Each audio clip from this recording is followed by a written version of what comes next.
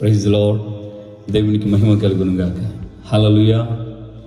క్రీస్తునందు నా ప్రియమైనటువంటి సహోదరి సహోదరులారా, మన ప్రభువైన యేసుక్రీస్తు నామమున పేరట మీ అందరికీ ఈ శుభవేళ వందనాలు చెల్లిస్తున్నాను. దేవునికి మహిమ కలుగును గాక.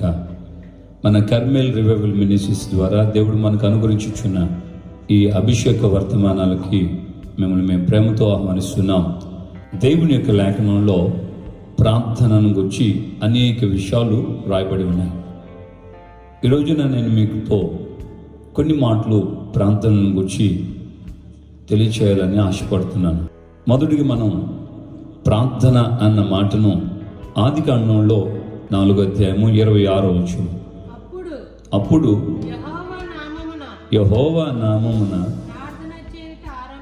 ప్రార్థన చేయుట ఆరంభమాయను, మరియు షేతునకు కూడా కుమారుడు పుట్టెను, అతనికి ఎనోషు అను పేరు పెట్టెను. అప్పుడు యెహోవా నామం పేరట ప్రార్థన ప్రారంభమైంది. షేతుకి కుమారుడు పుట్టిన తర్వాత ఎనోషు అన్నటువంటి అబ్బాయి పుట్టాడు. అతని తర్వాత నుండి యెహోవా నామం పేరట ప్రార్థన ప్రారంభమైనట్లుగా మొట్టమొదటిగా ప్రార్థన అనే మాటను పరిశుద్ధ గ్రంథమైన బైబిల్లో ఇక్కడ మనం చూస్తున్నాం. సో దేవునికి ప్రార్థన, దేవుని నామం పేరట ప్రార్థన చేయటం. దేవుడు అనేకులు ప్రార్థన చేసిన విషయాల్ని పరిశుద్ధ గ్రంథంలో మన కోసం ఆయన గ్రంథస్థం చేయించాడు. సో ప్రార్థనను మనం చేస్తున్నటువంటి సమయంలో చాలామంది చేసిన ప్రార్థనను ఆయన అంగీకరించినట్లుగా, కొంతమంది ప్రార్థనను ఆయన అంగీకరించక కొంతమందికి చెప్తున్నాడు, నువ్వు ప్రార్థన చేయకు, నీ ప్రార్థన నేను అంగీకరించను అని కూడా. కానీ దేవుడు నాకు కలుగు చేసినటువంటి ఆలోచన, కొంతమంది దేవుని సన్నిధిలో ప్రార్థన చేశారు. ఎలా ప్రార్థన చేశారు? వారు ఏ స్థితిలో ఉండి, ఏ స్థాయిలో ఉండి వారు ప్రార్థన చేశారు మనం గమనించినప్పుడు కొన్ని ఆలోచన నాకు దేవుని ఆత్మ ద్వారా కలిగింది. ఆ ఆలోచన బట్టి మనం కొన్ని విషయాలు మనం ధ్యానించుకుందాం. మొట్టమొదటిగా సంఖ్యాకాండం 21:8 మనం గమనించినప్పుడు ఇక్కడ ప్రార్థన దైవజనుడైనటువంటి మోషే నాయకుడిగా ఉండి ప్రార్థన చేస్తున్నాడు. చదువుకుందాం. 21:8 మోషే ప్రజల కొరకు ప్రార్థన చేయగా.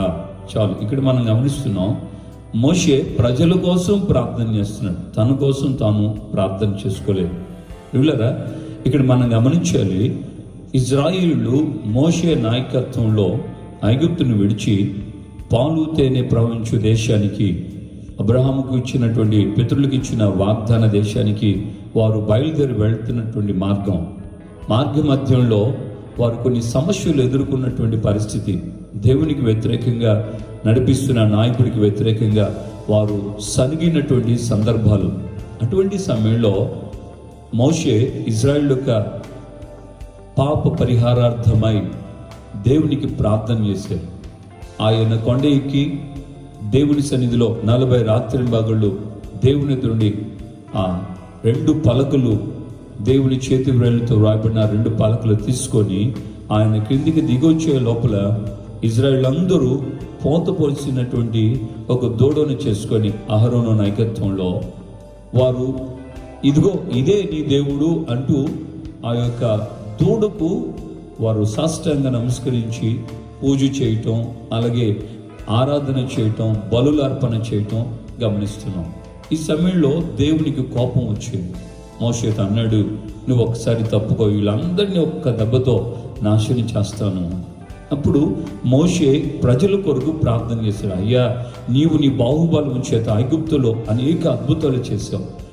ఆ ఐగుప్తులో నుండి నీ ప్రజలను విడిపించి మీరు వాగ్దాన దేశమైనటువంటి పాలు తేనె ప్రవహించే దేశానికి ఈ ప్రజలను చేర్చడానికి ఆయనకు చేత కాలేదు కనుకనే వారిని అరణ్యములో చంపేశాడని ఐగుప్తులు చెప్పుకుంటారు. అలాగే పాలు తేనె ప్రవహించే దేశంలో ఉన్నటువంటి ఆ కనానీయులు కూడా చెప్పుకుంటారు కదా అని దేవునికి మొరపెట్టినప్పుడు దేవుడు మోషే ప్రార్థన ఆలకించి జనులను హతము చేయలేదు అని మనం చూస్తాం.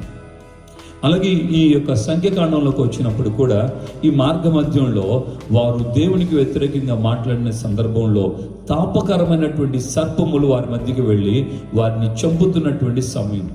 ప్రజల కొరకు దేవునికి ప్రార్థన చేసాడు మోషే. దేవుడు మోషే ప్రార్థన ఆలకించి ప్రజల యొక్క మరణములో నుండి విడుదల కొరకు ఆయన ఒక ఆలోచన చెప్పి అక్కడ ప్రజల యొక్క మరణము నుండి విడిపించేటువంటి పద్ధతి అక్కడ చూపిస్తున్నాడు. సో ఈ రోజున మనం కూడా ప్రభు సన్నిధిలో ప్రార్థన చేయాలి. ఎలాగా? ప్రజల కొరకు ఒక నాయకుడిగా నువ్వు ప్రార్థన చేయాలి. నీవున్న ప్రాంతంలో, నీవున్నటువంటి కాలనీలో, నువ్వున్న పట్టణంలో, నువ్వున్నటువంటి రాష్ట్రంలో, నువ్వున్నటువంటి దేశంలో నువ్వు ఒక నాయకుడు వలె ప్రజల యొక్క పాపము నిమిత్తమై పరిహారము కొరకు, ప్రజల యొక్క దైవ సంబంధమైనటువంటి అవిధేయత నిర్మూలించబడి వారికి దేవుని కృప అనుగ్రహించబడి నిమిత్తమై నువ్వు ఒక నాయకుడిగా ప్రార్థన చేయటం ప్రారంభిస్తే నిశ్చయముగా దేవుడు నాయకుడైనటువంటి మోషేను అంగీకరించినట్లుగానే నిన్ను కూడా ఆయన అంగీకరించగలడు. దేవునికి మహిమ కలుగును గాక. హల్లెలూయా. ఈరోజు నేను నీ వ్యక్తిగత జీవితంలో ప్రార్థన చేయాలి. ప్రార్థన చేస్తున్న వేళలో నువ్వు ఎలా ఉండి ప్రార్థన చేయాలంటే ఒక నాయకుడిగా ఉండి ప్రార్థన చేయాలి. అప్పుడు నీ యొక్క ప్రార్థన ద్వారా దేవుడు అనేక కార్యాలు చేస్తాడు. అనేక జనులను నాశనం నుండి ఆయన తప్పిస్తాడు. దేవునికి మహిమ కలుగును గాక. ఆమేన్. హల్లెలూయా. రెండవదిగా మనం గమనించినప్పుడు ఒక ప్రవక్తగా నువ్వు ప్రార్థన చేయటానికి నీ జీవితంలో దేవుని ఎదుటికి నువ్వు రావాలి. ఒక ప్రవక్తగా దేవుని సన్నిధిలో ప్రార్థన చేసినటువంటి దైవజనుడైనటువంటి ఏలియాను గురించి మనం చూస్తున్నాం. దైవజనుడు ఒక ప్రవక్తగా ఉన్నాడు. ఏలియా ప్రార్థన చేస్తున్నాడు దేవుని యొక్క సన్నిధిలో. ఏలియా ప్రార్థన రాజుల మొదటి గ్రంథంలో మనం చూస్తున్నాం. 17వ అధ్యాయంలో 18వ అధ్యాయంలో ఏలియా యొక్క ప్రార్థనను మనం గమనిస్తాం. సో ప్రియులారా గమనించాలి, ఏలియా ఒక ప్రవక్తగా ఒక విధవరాల ఇంటికి వెళ్ళాడు. సారిపత్తులో ఉన్న విధవరాల ఇంటికి వెళ్ళాడు. ఆమెతో కూడా ఆ కరువు దినాల్లో అక్కడ దేవుడు ఆమెతో కూడా దైవజనుడు ప్రవక్త అని ఏలియాను పోషించాడు. ఆమె ఇంటి వారు కూడా పోషించబడ్డారు. కొంతకాలం అయిన తర్వాత ఆ విధవరాలకు కుమారుడు చనిపోయాడు. అప్పుడు ఆ తల్లి అంటుంది, అయ్యా నువ్వు వచ్చిన తర్వాత నా కుటుంబంలో ఈ విధంగా నా కుమారుడు చనిపోయాడని నేరారోపణగా ఏలియాకి మొరపెట్టింది. అప్పుడు ఏలియా దైవజనుడు చనిపోయినటువంటి ఆ విధవరాలు కుమారుడు నిమిత్తమై దేవుడికి ప్రార్థన చేస్తే దేవుడు చనిపోయినటువంటి ఆ విధవరాలు కుమారుడిని బ్రతికింపచేశాడు. అలాగే మనం గమనిస్తున్నాం, ప్రజల యొక్క అవిధేయత విగ్రహారాధన వైపు వెళ్ళిపోయినటువంటి ఇజ్రాయేల్ యొక్క స్థితిగతులను చూచినటువంటి ఈ దైవజనుడు అయినటువంటి ప్రవక్త ఏలియా ప్రార్థన చేశాడు. దేవునికి బలిపీఠం కట్టి పడిపోయినటువంటి బలిపీఠాన్ని కట్టాడు. ఇజ్రాయేలు పడదోశారు ఆ బలిపీఠాన్ని అని కూడా దేవునికి చెప్తాడు. 18వ అధ్యాయంలో మనం చూస్తున్నాం, ఏలియా ప్రార్థనను చేస్తుండగా ఏలియా ప్రార్థన ఆలకించి 36వ వచనం నుండి 38వ వచనం వరకు గమనిస్తున్న 18వ అధ్యాయము రాజులు మొదటి గ్రంథంలో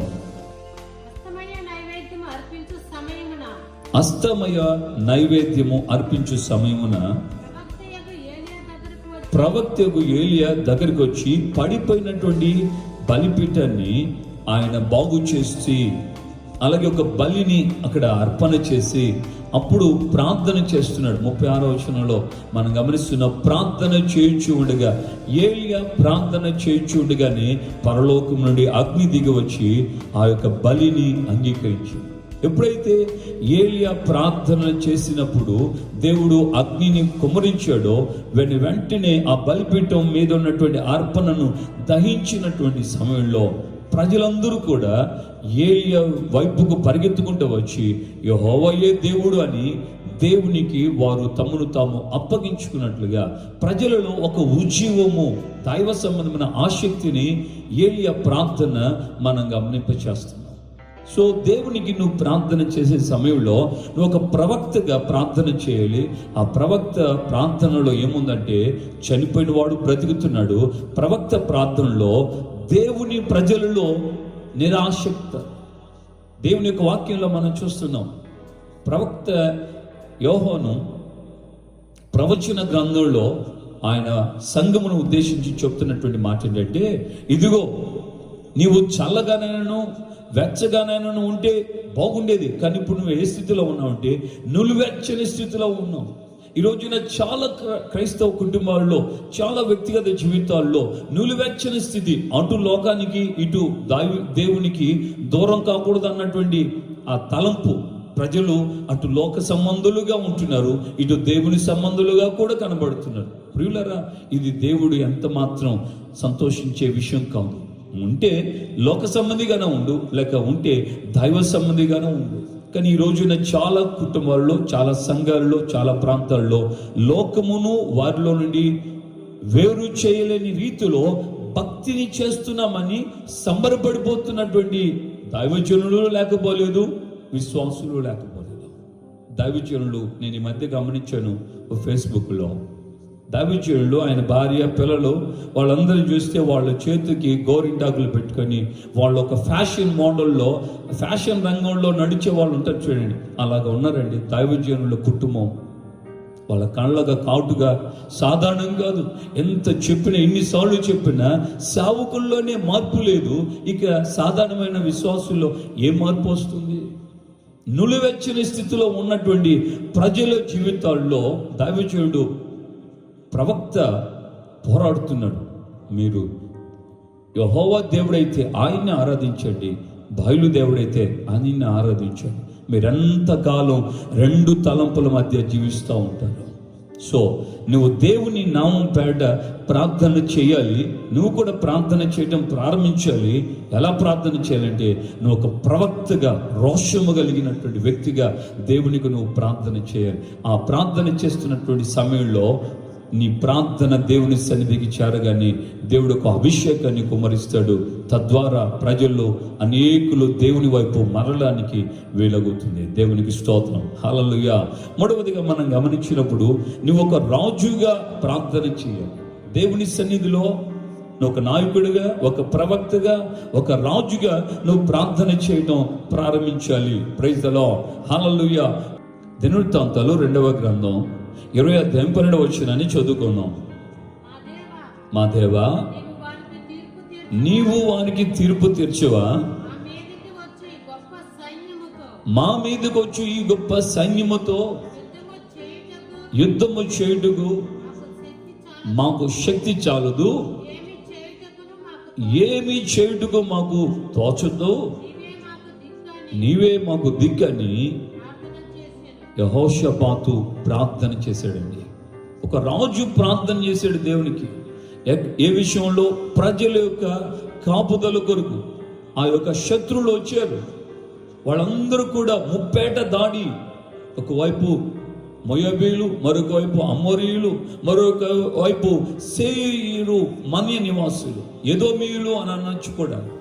సో ఈ యొక్క 3 వైపుల నుండి వచ్చినటువంటి శత్రువుల విషయమై దేవునికి ప్రార్థన చేశాడు యెహోషాపాతు రాజు. ఎప్పుడైతే ప్రజలు, రాజు అందరూ కలిసి వచ్చిన శత్రువులు తమ మీద చేయబోతున్న దాడి విషయంలో దేవునికి ప్రార్థన చేశారో, దేవుడు యెహోషాపాతు ప్రార్థన ఆలకించి 3 వైపుల నుండి వచ్చినటువంటి శత్రువుల్ని వాళ్ళకు వాళ్ళే పొడుచుకొని చచ్చేటట్లుగా చేశారు.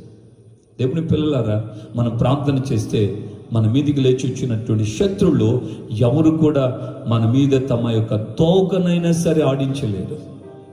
ఎవరు కూడా మన మీద జయము పొందలేరు. ఈ రోజున దేవుని సేవకుడిగా చెప్తున్నాను, నువ్వు ఒక రాజుగా దేవుని సన్నిధికి వెళ్ళి, అయ్యా నా యొక్క పరాక్రమం ఇది, నా సైన్యం ఇది, నా యుద్ధ ఉన్నటువంటి కత్తి పట్టుకొని యుద్ధం చేయగలిగిన వాళ్ళు, లేక రథముల మీద వెళ్ళి యుద్ధం చేయగలిగిన వారు, లేక గుర్రముల మీద వెళ్ళి యుద్ధం చేయగలిగినటువంటి సైన్యము, బలము ఇంత అంత అన్నటువంటి ఆడంబరాలకు వెళ్లకుండా యెహోషాపాతు వలె తగ్గించుకొని మాకు ఏమి చేయాలో దిక్కు తోచదు అని నువ్వు ప్రార్థన చేస్తే, నీ కుటుంబం మీదకి వచ్చినటువంటి శత్రువులు కానీ, నీ ప్రాంతం మీదకి వచ్చినటువంటి శత్రువులు కానీ, నీ సంఘం మీదకి వచ్చినటువంటి శత్రువులు కానీ, దేవుడు వారి నుండి విడిపించడానికి నీవు ఒక రాజుగా చేసిన ప్రార్థన చాలు. దేవుడు ఖచ్చితంగా కార్యాలు చేస్తాడు. దేవునికి స్తోత్రం, హల్లెలూయా. నా జీవితంలో ఏర్పడినటువంటి ఒక అనుభవాన్ని మీకు చెప్తున్నాను. ఒక అతను నా మీదకి వచ్చాడు, సంఘం మీదకి వచ్చాడు.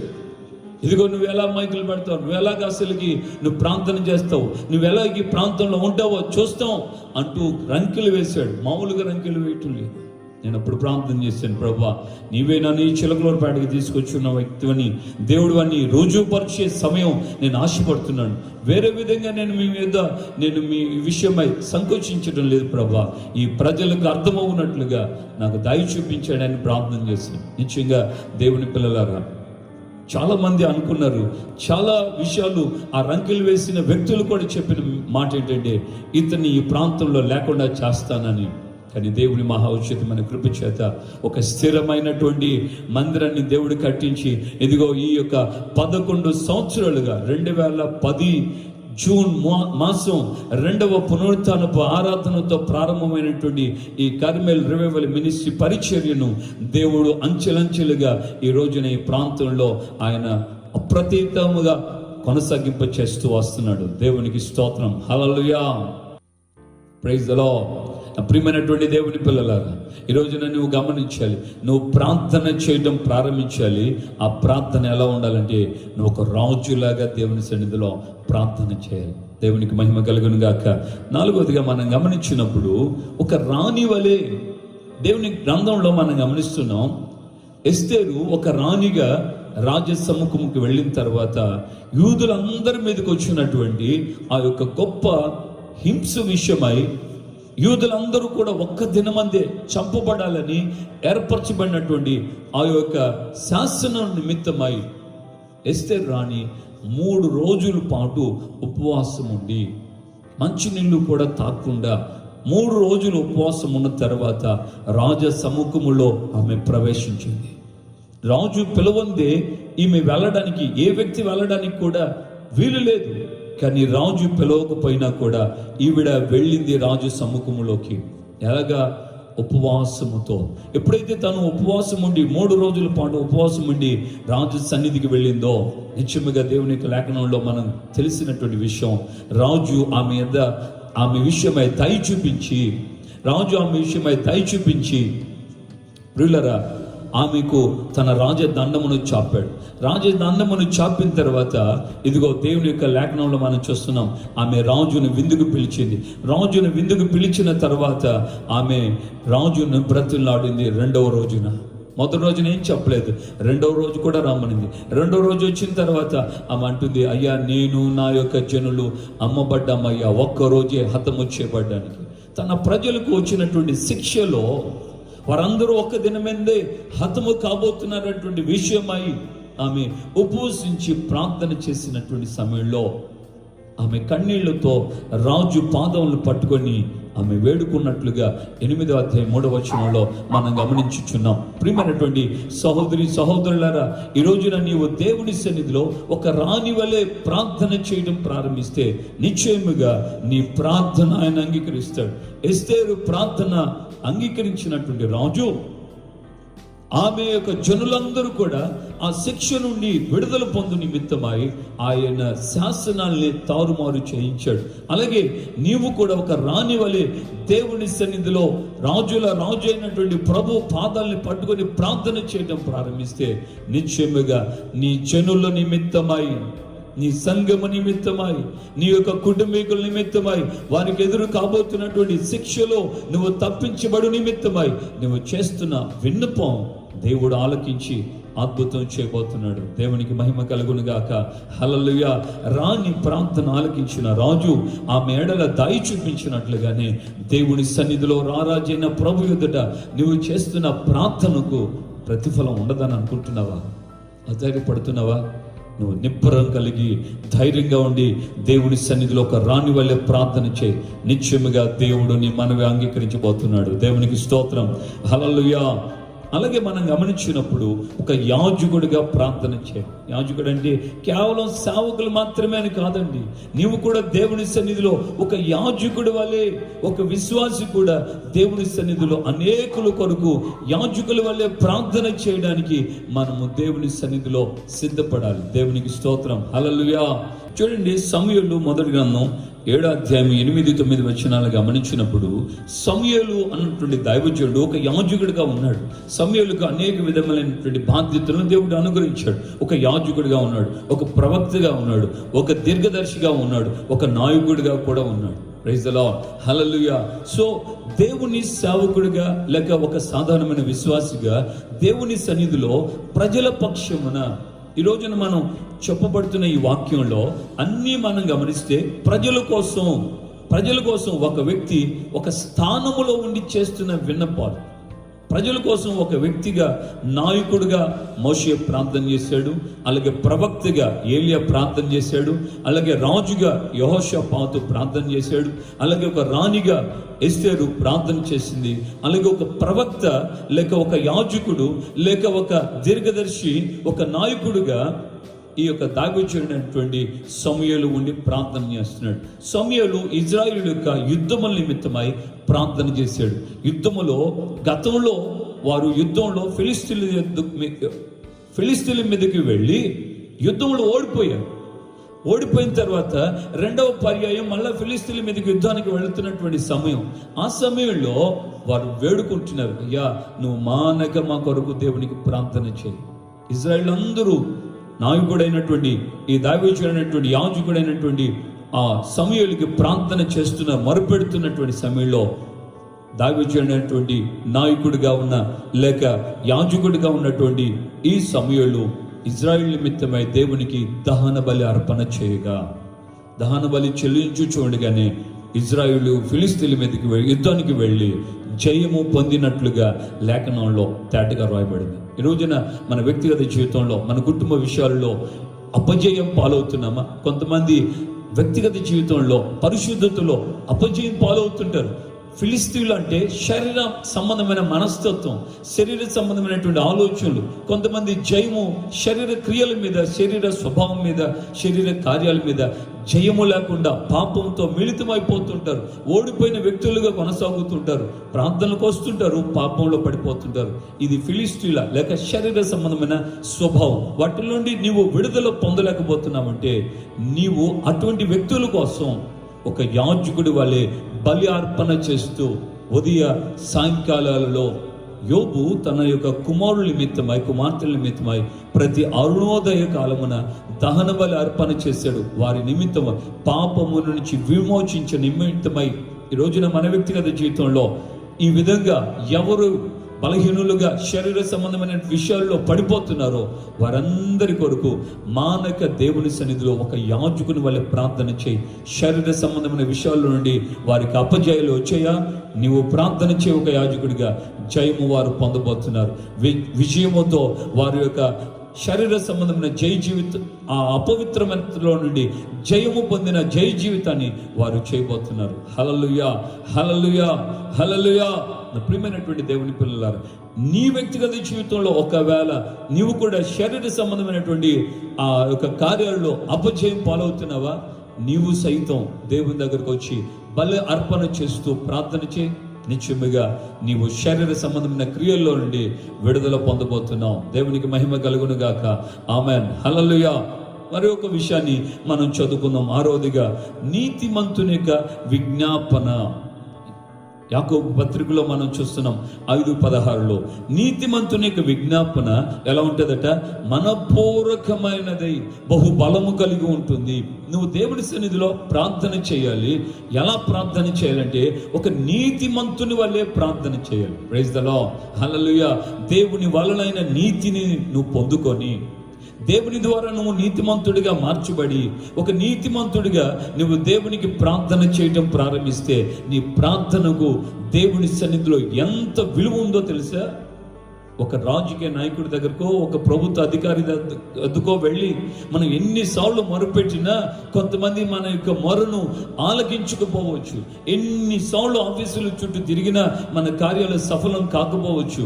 కానీ దేవుని వద్దకు నీతిమంతులుగా మార్చబడి మనం చిన్న ప్రార్థన చేసిన నీతిమంతుడైనటువంటి ఏలియా ప్రార్థన చేసినప్పుడు బహుబలము కలిగి ఉన్నట్లుగా లేఖనం చెప్తుంది.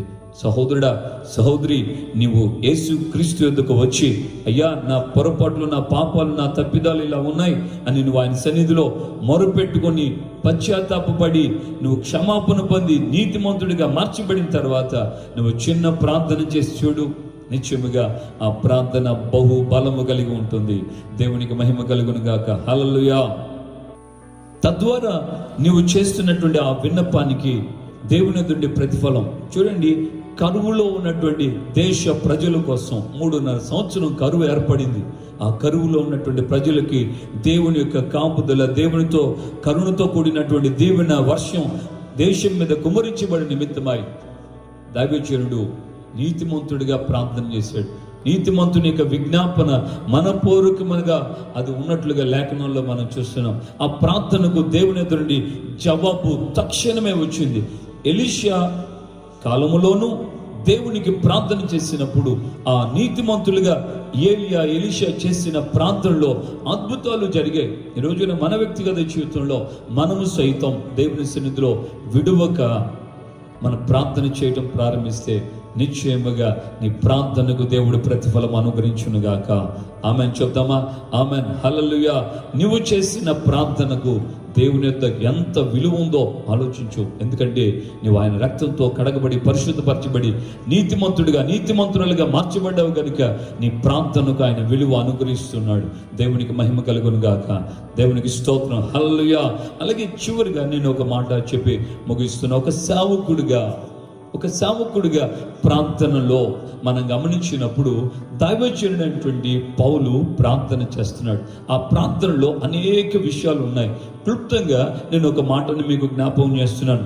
కొలసీలకు రాసినటువంటి పత్రిక 1వ అధ్యాయం 9వ వచనం నుండి 12వ వచనాల వరకు అది కలిసి ఉన్నాయి. ఆ వచనాలను మనం గమనించినప్పుడు స్పష్టంగా దేవుని యొక్క దాసుడు చెప్తున్నటువంటి మాట ఒకసారి చదువుకుందాం ఆ వాక్యాన్ని. అందుచేత ఈ సంగతి వినిన నాటి నుండి మేమును మీ నిమిత్తం ప్రార్థన చేయటం మానక మీరు సంపూర్ణ జ్ఞానమును ఆత్మ సంబంధమైన వివేకము గలవారును ఆయన చిత్తమును పూర్ణంగా గ్రహించిన వారును ప్రతి సత్కార్యములలో సఫలమైనటువంటి వ్యక్తులుగా ఉండాలి. దేవుని విషయమైన జ్ఞానంలో మీరు అభివృద్ధి పొందాలి. ప్రతి విషయంలో దేవుణ్ణి సంతోషపరిచే వాళ్ళుగా ఉండాలి. ఆయనకు తగినట్లుగా నడుచుకునేటువంటి వ్యక్తులు కావాలి. మీరు ఆనందముతో కూడిన పూర్ణమైన ఓర్పును దీర్ఘశాంతమును కనుపరుచున్నట్లుగా మహిమా శక్తిని బట్టి మీరు సంపూర్ణ బలముతో బయలుపరచబడాలి. తేజోవాసులైన పరిశుద్ధుల స్వాస్థ్యంలో మీరు పాలిభాగస్తులు అవనట్లుగా తండ్రికి మీరు కూడా కృతజ్ఞతాస్తుతులు చెల్లింపవలనని దేవునికి నేను మానక ప్రార్థన చేస్తున్నాను, బ్రతిలాడుతున్నాను. దేవునికి మహిమ కలుగును గాక. హల్లెలూయా. నా ప్రియులారా, ఈ యొక్క 9వ వచనం నుండి 12వ వచనం వరకు మనం గమనిస్తున్నాం. 12 విషయాలు ఇక్కడ ఆయన క్లుప్తంగా చెప్తున్నాడు. 12 విషయాలను అక్కడ ఆయన కేంద్రీకరింప చేస్తున్నారు. మీరు తేజోవాసుల స్వాస్థ్యంలో పాలిభాగస్తులు కావాలి. ఫైనల్ డెస్టినేషన్, చివరి గమ్యం, గురి ఏంటంటే మనము తేజోవాసుల స్వాస్థ్యంలో మనము చేరాలి. అందుకని సేవకుడిగా ఆయన ప్రార్థన చేస్తున్నాడు. ప్రజల కొరకు, సంఘం కొరకు ప్రార్థన చేస్తున్నాడు. ఈరోజున సేవకుడు ప్రార్థన చేయాలి. సంఘంలో ఉన్న ప్రతి విశ్వాసి కూడా ఒక సేవకుని వల్లే ప్రార్థన చేయాలి. యేసయ్య కూడా శిష్యులతో అదే చెప్తున్నాడు. ఒక దాసుడు తన యజమాను వలె ఉండాలి. ఒక శిష్యుడు తన గురువు వలె ఉంటే చాలు అని అంటాడు. అలాగే ఒక విశ్వాసి కూడా ఒక సేవకుని వలె ప్రార్థన చేయాలి. ఆ స్థానాన్ని మనకేమైనా తెచ్చుకోవటం కాదు, కానీ ఒక సేవకుడు ఏ విధంగా ప్రార్థన చేస్తున్నాడో ప్రతి విశ్వాసి కూడా అలా ప్రార్థన చేయడానికి ప్రాధాన్యత ఇవ్వాలి. ఈ రోజున మన ప్రార్థన జీవితాలు ఎలా ఉన్నాయి? అప్పుడు యెహోవా నామం పేట ప్రార్థన చేయటం ప్రారంభమయ్యాను. ఎలా ప్రార్థన చేయాలి? మనం ఏ విధంగా ఉండి ప్రార్థన చేయాలంటే, ఒక నాయకుడిగా ఉండి ప్రార్థన చేయాలి, ఒక ప్రవక్తగా ఉండి ప్రార్థన చేయాలి, ఒక రాజుగా ఉండి ప్రార్థన చేయాలి, ఒక రాణిగా ఉండి ప్రార్థన చేయాలి, అలాగే ఒక యాజకుడిగా ఉండి ప్రార్థన చేయాలి, ఒక నీతిమంతుడిగా ఉండి ప్రార్థన చేయాలి, ఒక సేవకుడిగా ఉండి ప్రార్థన చేయాలి. ఈ 7 విధాలుగా మన జీవితంలో దేవుని సన్నిధిలోకి మనం వెళ్ళినప్పుడు అలా మనం కనబడాలి. దేవుడు మనల్ని ఆశిస్తున్నాడు. నువ్వు ఒక సేవకుడిగా ఆయన సన్నిధిలోకి రావాలి. మేబీ నువ్వు ఒక సేవకుడు కావచ్చు, లేక ఒక విశ్వాసి కావచ్చు, అయినా కూడా నువ్వు ఒక సేవకుని వలె ఆయన ఎదుకు రావాలి. ప్రైజ్ ది లార్డ్, హల్లెలూయా. ఏంటి ఆ సేవకుని ప్రార్థన అంటే, నువ్వు తేజోవాసుల స్వాస్థ్యంలో పాలుభాగస్తుడు కావాలి. నీ యొక్క ముగింపు, గమ్యము, నువ్వు చేరవలసిన స్థానము తేజోవాసుల స్వాస్థ్యం. మరి ఆ రోజున నువ్వు ఆ యొక్క తేజోవాసుల స్వాస్థ్యంలో నీవు చేరు నిమిత్తమై, అలాగే నువ్వు చేసిన ప్రార్థన ద్వారా ఎవరి నిమిత్తమైతే నువ్వు ప్రార్థన చేసావు, వారు కూడా ఆ తేజోవాసుల స్వాస్థ్యంలో చేరు నిమిత్తమై నువ్వు మానక సేవకుని వలె ప్రార్థన చేస్తే నీ ప్రార్థన బలము కలిగి ఉంటుంది. దేవునికి మహిమ కలుగును గాక. హల్లెలూయా. ఈ రోజున నా ప్రియమైనటువంటి దేవుని పిల్లలారా, ఈ శుభవేళ నువ్వు ఎలా ప్రార్థన చేయాలి, నువ్వు ఎలాగా ప్రార్థన ఆసక్తి కలిగి ఉండాలి అనంటే, ఈ లేఖన భాగాల్లో ఇప్పుడు మనం ధ్యానించిన ఈ 7 విషయాలలో ఒక్కొక్క అనుభవం, ఒక్కొక్క రోజున ప్రతి సమయంలో నువ్వు జ్ఞాపకం చేసుకుంటూ దేవుడి సన్నిధికి వెళ్ళినప్పుడల్లా నువ్వు ఒక నాయకుడిగా వెళ్ళాలి ప్రజల పక్షాన, ఒక ప్రవక్తగా వెళ్ళాలి దేవుని సన్నిధికి, ఒక రాజుగా ప్రాధేయపడుతూ నా బలము మీదో నా శక్తి మీదో కాదయ్యా, ఇదిగో పూర్ణంగా మీకు అప్పగించుకుంటున్నాం, సహాయం చేయండి. ఒక రాణి వలె ఉపవాసాలు ఉండి దేవుని సన్నిధికి వెళ్ళి ఆయన పాదాలు పట్టుకోవాలి. ప్రజల మీదకి రాబోతున్న శిక్ష నుండి తప్పించబడి నిమిత్తమై దేవునికి మహిమ కలుగును గాక. ఒక నీతిమంతుడి వలె, ఒక యాజకుడి వలె యుద్ధములలో జనులకు జయము అనుగ్రహించే నిమిత్తమై శరీర సంబంధమైన జీవితాల్లో జయము పొందాలంటే నువ్వు ఒక యాజకుడి వలె ప్రజల కొరకు ప్రార్థన చేయాలి. నీతిమంతుని వలె నువ్వు దేశంలో ప్రజల జీవితాల్లో ఎదురైనటువంటి ఆ యొక్క భయంకరమైనటువంటి ఆ శాపం నుండి విడుదల పొంది దేవుని దీవెన పొందేటట్లుగా ప్రజల కొరకు నువ్వు ప్రార్థన చేయాలి. అలాగే ప్రజలు దేవుని ఎదుట సంపూర్ణులుగా నిలబడు నిమిత్తమై దేవుని సన్నిధిలో ఒక యాజకుని వలె, ఒక సేవకుని వలె, అభిషేకించబడినటువంటి ఒక దైవజనుని వలె ఆయన సన్నిధిలో కనబడు, ప్రార్థన చేయి. నిశ్చయంగా నీ ప్రార్థనకు జవాబు దొరుకును గాక. ఆమేన్. హల్లెలూయా. ప్రార్థన చేసుకుందామా? దయచేసి అందరూ తలలో ఉంచి కళ్ళు మూయండి, ప్రార్థనలో ఏకీభవించండి. పరిశుద్ధమైన మా ప్రియ పరలోకపు తండ్రి, మీ పాదాలు స్తోత్రం. అప్పుడు యెహోవా నామం పేరట ప్రార్థన చేయటం ప్రారంభమైనదని ప్రారంభంలో ఇవ్వబడినటువంటి వాక్యాన్ని మేము నాయన ఆధారం చేసుకొని మీ ఆత్మ మూలముగా మాకు ఈ 7 విషయాలు బయలుపరిచినందుకే స్తోత్రం. ప్రతి విశ్వాసి, ప్రతి సేవకుడు ఈ మాటలు విన్నటువంటి నీ ప్రియబిడ్డలు మీ సన్నిధిలో ఈ విధమైనటువంటి అయ్యా జీవితము కలిగిన వారై మీ ఎదుట కనబడినప్పుడు, మీ సన్నిధిలో ప్రార్థన చేయటకు ప్రవేశించినప్పుడు ఈ విధమైన అనుభవాలతో మీ సన్నిధిలో నాయన కనబడి అనేకుల కొరకు మానక ప్రార్థన చేయడానికి సహాయము చేయమని, ఈ ప్రార్థనలన్నీ చేయించుండగా మీరు మానక అంగీకరించి వెంటనే మీరు కార్యాలు చేసే దేవుడై ఉన్నారని స్పష్టంగా జనులందరూ తెలుసుకున్నట్లుగా, అనుభవపూర్వకమైన అనుభవాలకి నీ బిడ్డలు వచ్చినట్లుగా మీరు సహాయం చేయమని యేసు పరిశుద్ధ నామములో ప్రార్థన చేసి పొంది ఉన్నాము తండ్రి. ఆమేన్. మన ప్రభువైన యేసుక్రీస్తు కృపయు, తండ్రి అయిన దేవుని ప్రేమ, పరిశుద్ధాత్మిక అన్యోన్య సహవాసము, సమాధానం ఇప్పుడు ఎల్లప్పుడూ సకల పరిశుద్ధులకి ప్రార్థన చేయడానికి మనస్సు నిలుపుకున్న వారందరికీ కృపయు, సన్నిధి, సమాధానం నిరంతరము తోడేవిని నడిపించును గాక. ఆమేన్, ఆమేన్, ఆమేన్. హల్లెలూయా, హల్లెలూయా, హల్లెలూయా.